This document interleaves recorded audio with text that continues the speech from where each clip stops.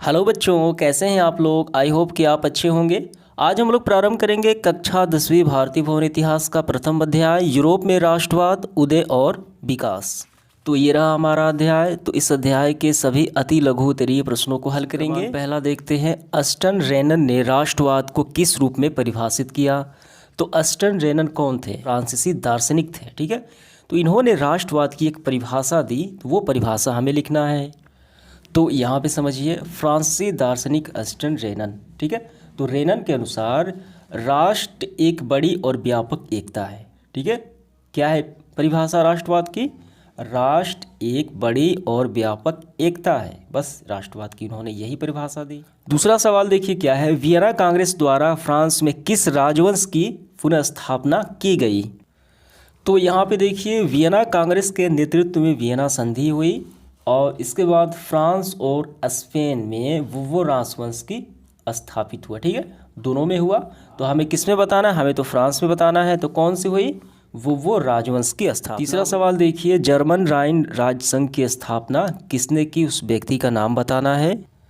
तो यहाँ पे समझिए, नेपोलियन ने इटली में, कहाँ पे? इटली में ट्रांसफेडेन गणराज्य और सिलसिपाइन गणराज्य। ठीक है, और जर्मनी में, तो हमें कौन सा बताना है? हमें जर्मनी में बताना है। जर्मनी में राइन गणराज्य, तो किसने स्थापना की?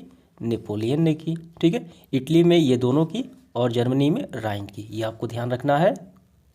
तो आपका आंसर क्या होगा?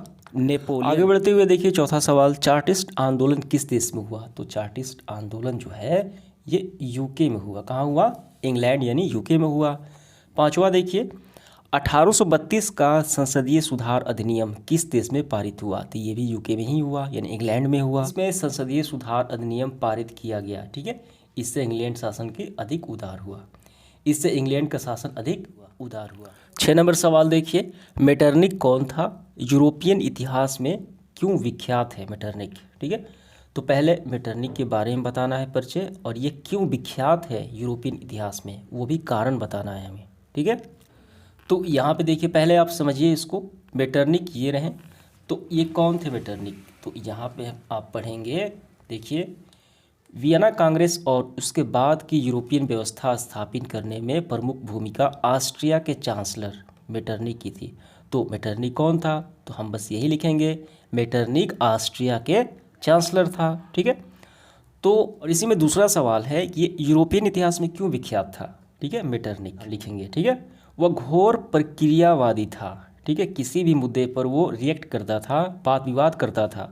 क्रांति के संदेशों का कट्टर विरोधी और पुरातन व्यवस्था बनाए रखने का समर्थन था। नीति का मूल मंत्र था, शासन करो और कोई परिवर्तन न होने दो। जिस प्रकार व्यवस्था यूरोप में स्थापित की उसे मेटरनिक व्यवस्था कहा जाता है। ठीक है, तो इसी गुणों के कारण वो यूरोपियन इतिहास में काफ़ी फेमस था। 7वां सवाल देखिए, फ्रैंकफर्ट संसद की बैठक क्यों बुलाई गई, इसका क्या परिणाम हुआ। ठीक है, तो फ्रैंकफर्ट की बैठक बुलाने का कारण क्या था और ये क्या रिजल्ट निकला उस बैठक में, वो भी बताना है। तो यहाँ पे समझिए, फ्रैंकफर्ट जो संसद है ये जर्मनी में बुलाई गई। ठीक है, तो पहले आप इसको समझिए, 1848 की फ्रांसीसी क्रांति का जर्मनी पर व्यापक प्रभाव पड़ा। जर्मनी में राजनीतिक उथल पुथल मच गई। ठीक है, काफ़ी उथल पुथल मच गई। यानी सभी पार्टियां क्या हुई, वो तबाह हो गई। उदारवादियों ने विभिन्न राज्यों को एकीकृत कर, ठीक है, यानी इकट्ठा कर जर्मनी राष्ट्र के निर्माण की योजना बनाई। ठीक है, निर्वाचन के बाद एक सर्व जर्मन नेशनल असेंबली का गठन फ्रैंकफर्ट में हुआ और 18 मई 1948 को फ्रैंकफर्ट में सेंट पॉल चर्च में एक असेंबली यानी फ्रैंकफर्ट संसद की बैठक हुई। इसकी अध्यक्षता वान गोगन ने की। संसद में 831 निर्वाचित प्रतिनिधि थे।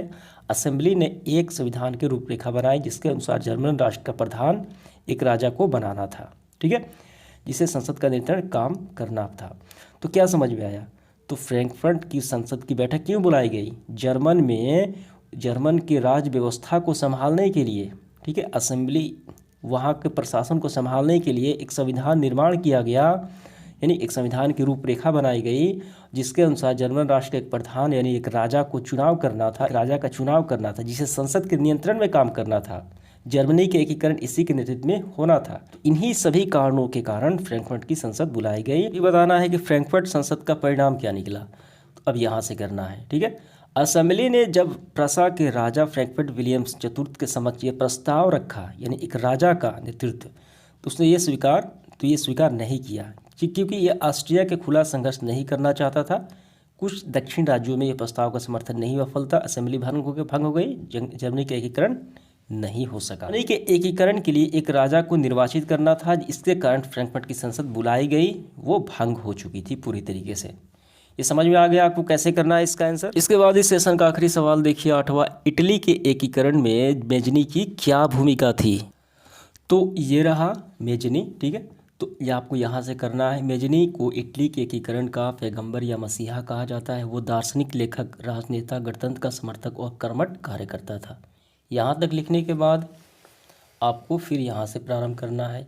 मेजनी ने 1831 में मार्सेई में यंग इटली और बर्न में, ठीक है, 1834 में यंग यूरोप की स्थापना की। इसका सदस्य युवाओं को बनाया गया, बड़ी संख्या में युवा इस सदस्य पे भाग लिए, ठीक है। अब यहाँ से हो गया, फिर यहाँ से करना है। मेजनी ने 1851 में फ्रेंड्स ऑफ इटली नामक संस्था का गठन कर मिलान और न्यू के क्रांतिकारियों की सहायता की। यानी इन सभी कार्यों के साथ मेजनी ने इटली का एकीकरण किया, यानी एक करने का प्रयास किया। समझ में आ गया। तो समाप्त होता है सेशन आज का।